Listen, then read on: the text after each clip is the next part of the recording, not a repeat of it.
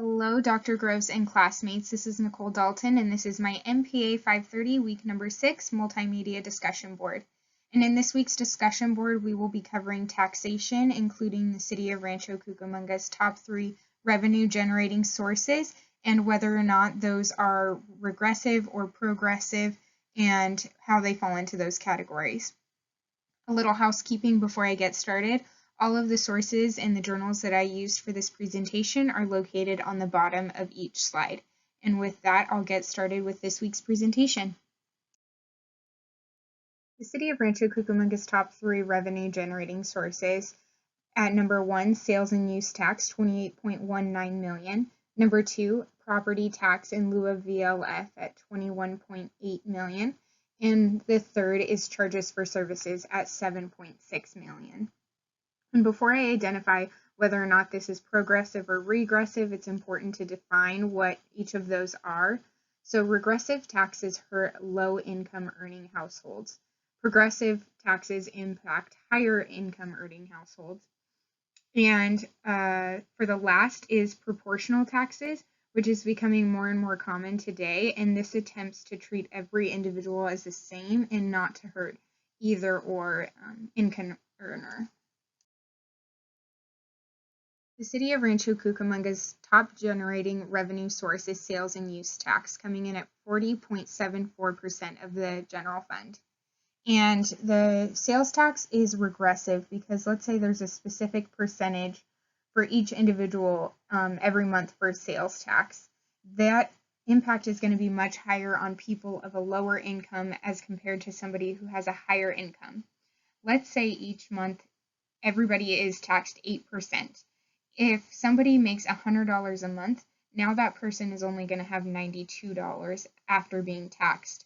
And another example is somebody who makes $10,000 a month. If 8% is taxed, then that person is still going to have $9,020 at the end of the day.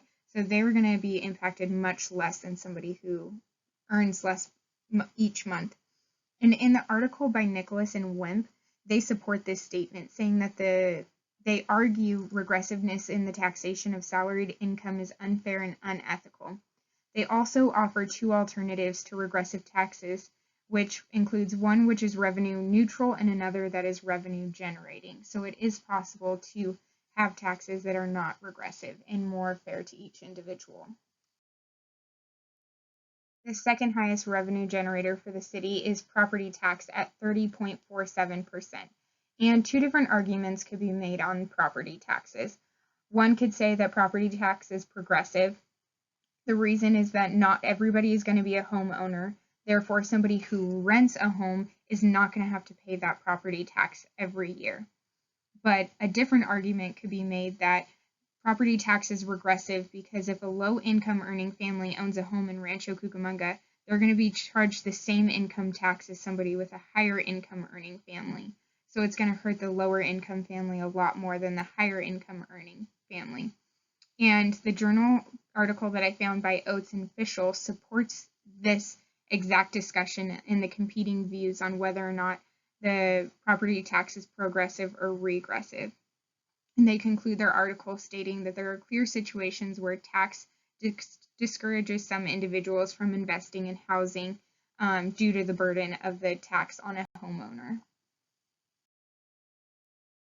The charges for service was the third highest revenue generator for the city at 7.89%. On the left is the charges for sales in the general fund, and then I also zoomed in on what those specific charges for services are. And these taxes are going to be the same as sales and use tax and being a regressive tax because the percentage that's charged for each sale is going to impact somebody who is a lower income earner much more than it is going to be for a higher income earner. And again, the Nicholas and Wemp article supports this concept that regressive taxes are not necessarily fair for the lower income earners in the United States. Thank you for listening to my presentation. These are all very new concepts to me, so I'm doing the best I can to learn, but I appreciate any feedback that you may have for me. Have a great weekend.